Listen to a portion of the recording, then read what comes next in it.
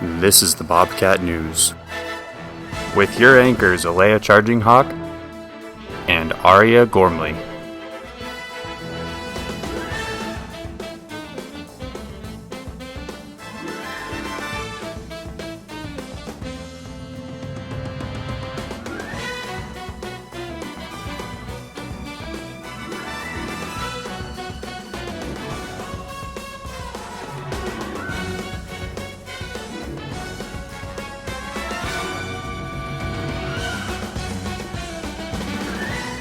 Where every Bobcat matters every day.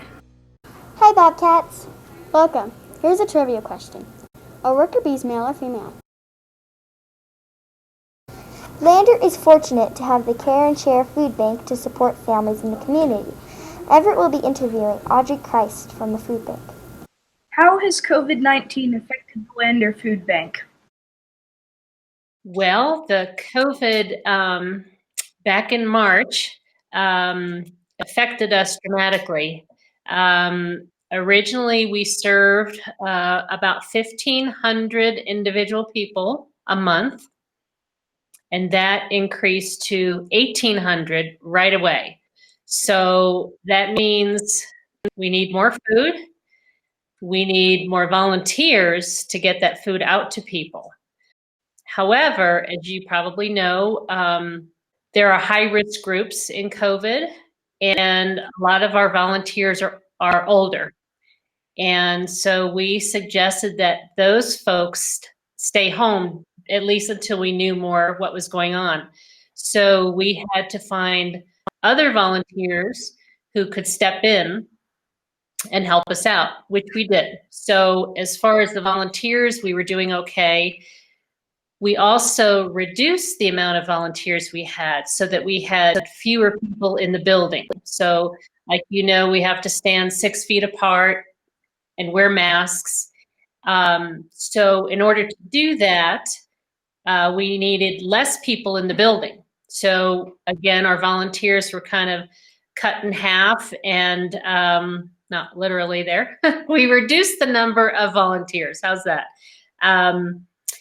So let's see what else happened. Of course, like I said, we needed to get more food, which we were able to do. And the community was very helpful, and our donations came in from people, and we were able to purchase more food.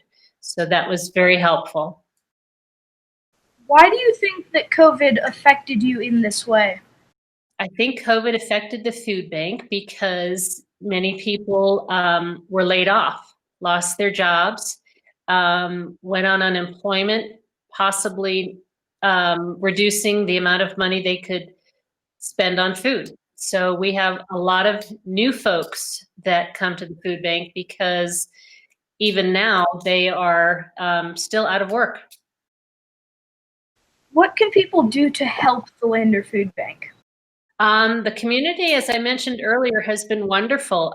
We've received many monetary donations, and we've also received a lot of food donations. There was a recent Halloween haunted house that collected almost 1,500 pounds of food. And that was very helpful at the time because we were low that week, or we go through food quickly. So we were low, and that came in, and that was wonderful. So people can send in canned donations, and that helps. Are there any types of food that you get lower on quicker? Peanut butter and jelly. We can't keep it in. And it's also been difficult, as you might have found, going to the grocery store, trying to find some of the items that you usually purchase. The stores can't get them because they're in demand. So for us, in our sources, we order from a certain place. They can't get in the peanut butter and jelly, so we can't order it.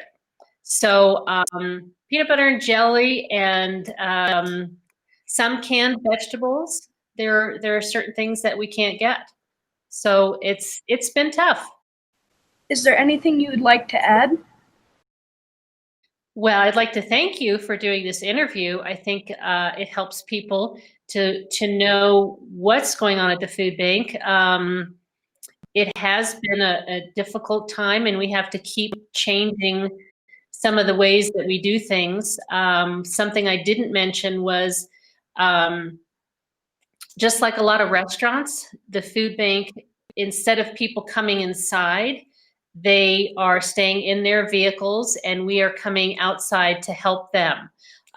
So that prevents some of the close contact that we had in the past and helps to keep everybody a little bit safer. So Thank you for your time. You're welcome. Thank you. Mindfulness is super important in learning and in these rough times. Catherine is going to talk to Miss Curl about mindfulness.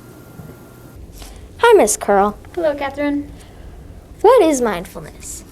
Mindfulness is moment-to-moment awareness of our surroundings. Why do we practice mindfulness?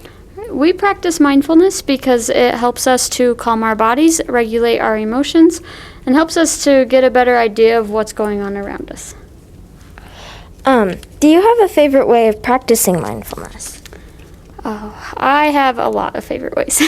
My favorite way of practicing mindfulness is probably just focusing on breathing. The last couple weeks I taught you guys about a full body scan, and so what that is we focus on our thoughts and we do a mental scan of everything going on in our bodies. And the whole time we're doing this, we're focusing on our breathing. It helps us to feel relaxed, and that's probably my favorite one so far, as it helps me to calm down, be in the moment, and then it also helps me sleep better. Do you have any advice on how to practice mindfulness? All right, so the best way to practice mindfulness for everybody is to either lie down on the floor or sit in a comfortable position. You can choose to have your eyes closed or keep them open. My favorite way is to have my eyes closed, as it eliminates all those distractions. And then what you're going to do is just count in your heads. You can try to clear your mind as best you can. Really focus on taking those deep, slow breaths and bringing your attention to where you are now and making all those thoughts leave your brain, just so you can focus on what you're doing now. Is there anything you would like to add? All right. I just want to say thank you to all the students who are helping us on this mindful journey.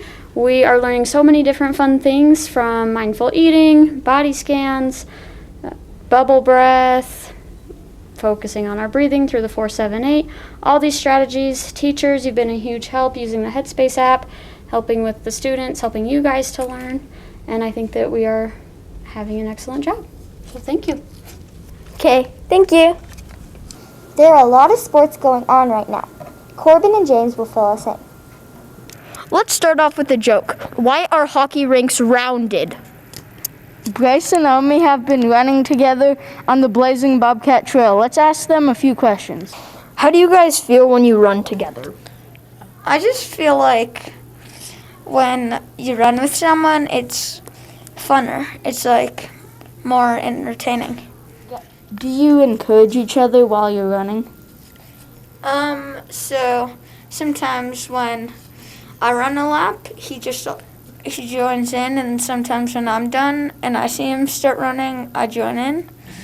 When someone's doing a really exciting, like say a lot of laps, then he would be like encouraging me, and if he did it, then I would be encouraging him. Do you think other people should be encouraged to run? It's important for them to, get some running. It's good exercise and good way to get in shape. What are some of your goals for Blazing Bobcats? I'm trying to beat the record of 236 miles. Okay. And what about you, Omi? I'm trying to get 100. Okay. Thank you for your time. The next Blazing Bobcat reward is dodgeball or a scavenger hunt escape room. You need to earn 7 miles between October 26th and December 16th. If you still want to sign up for Blazing Bobcats, talk to Miss Atnip. It's not too late to sign up. The gymnasts have a meet in Evanston tomorrow. Wish them luck. Cheerleading has started. Students had to audition to be part of this program, so good job to these students who are participating in cheerleading. Swimmers have another meet coming up. They will be swimming in Green River this weekend. Did you figure out that joke? If hockey rinks were 90 degrees, ice would melt. The weather can't choose how it wants to be.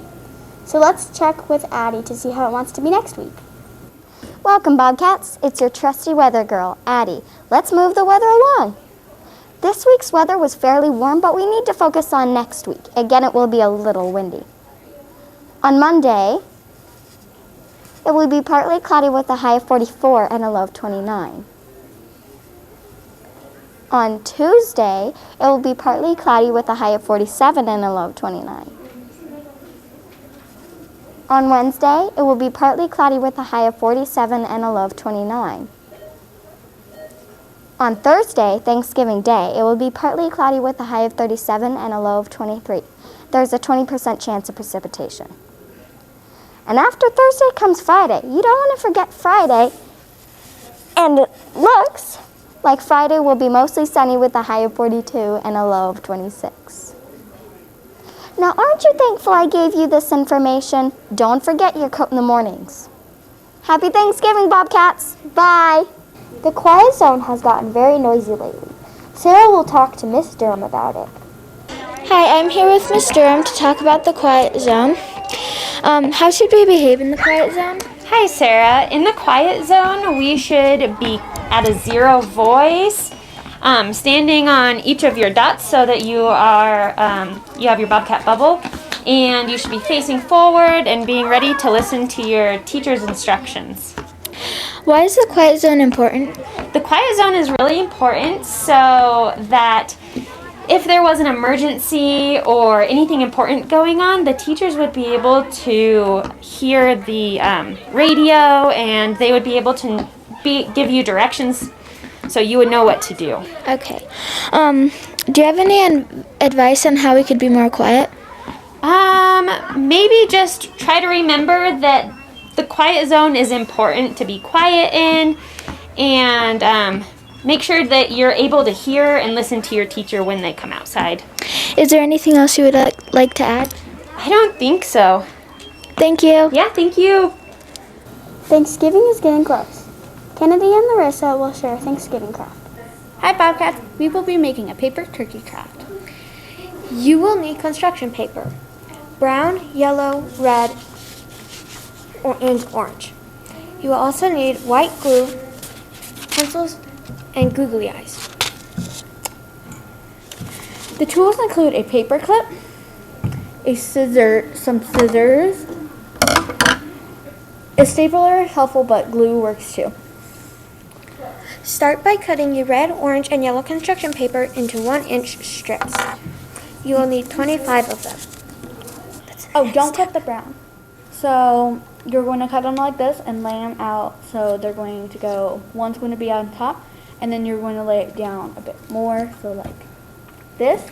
You can put them in any pattern you want. Yes. So you could go like this, and then go like this, and keep going like that until you have 5 in each pattern. Line them up and make sure there's some space so that they're not all bunched together. And then you're going to cut off the ends till the very top one. So right here on the yellow, I'm going to cut right there. So right there. We are going to be taking the very smallest one right here, and we're going to be folding it out to the bottom like this. So it's going to look like almost like a raindrop.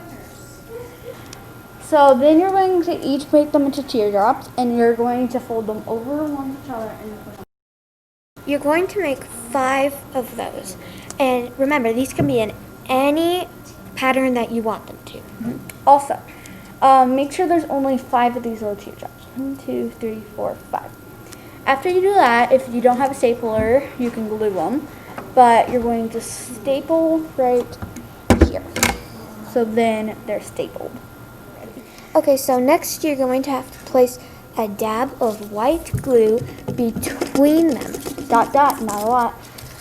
So just at the base of each feather. But if you don't have glue, you can staple them. So after you glue it and maybe staple it, you're going to want to put a clothespin on it to help it stay. While this is drying, if you lose glue, you can cut this into whatever shape that you want for a turkey body. This would probably be about a peanut shape if you wanted to do that. Or a foot shape. Also, don't throw away your scraps from your feathers because we will be using those to make beaks and gobbles. So probably about this much. Once you are done tracing, cut it out. With your scraps left over from your turkey, you're going to cut out, you might want to draw your gobble. And kind of make a little small gobble for your turkey. And you can also cut out a beak out of the yellow or orange. Then you're going to use your white glue. This you also could use a glue stick. You can also put on googly eyes now for the face. So when you're done with that, you're going to put some glue on the back of your and apply it to your feathers. If you have a hot glue gun at home and this glue doesn't work, then you can put a dab of hot glue on to make it stick. You might want an adult to help you with the hot glue. By the way, Bobcat, if you don't have a clothespin to hold your little turkey together, paper clips would do just fine. Here is our completed turkey. If you don't have all the supplies, talk to Miss Jordan. She will give you the construction paper and googly eyes. Let's go to Veda for the reminders. Hi Bobcats, it's Veda Havens and I'm going to give you the reminders for this week. Next week is Thanksgiving and we have time off from school. There's no school on Wednesday, Thursday, or Friday. Please remember to keep your hands to yourself as you're walking in the hallways. Your hands should not be on the walls or bookshelves. Everyone needs to do his or her part to keep the school clean and safe. Miss Ryder's class showed kindness by cleaning up the playground. Now everyone else needs to do their part in keeping it clean. Put your trash in the garbage can. Thank you, Miss Ryder's class. Show your Bobcat pride. Responsible Bobcats wear their masks. Respectful Bobcats should stay 2 Bobcats apart, and safe Bobcats wash or sanitize their hands often. Keep reading to reach those AR goals and keep walking or running to earn those blazing Bobcat miles. Bye, Bobcat. See you later. Remember the trivia question? Well, if you guessed female, you are correct. If you do our Thanksgiving craft, make sure you take a picture and tweet it with the hashtag BobcatNewsCraft. You can also email it to your teacher or Miss Jordan. We will show the pictures on our next broadcast. Bye, Bobcats. Bye. Got to try a little kindness.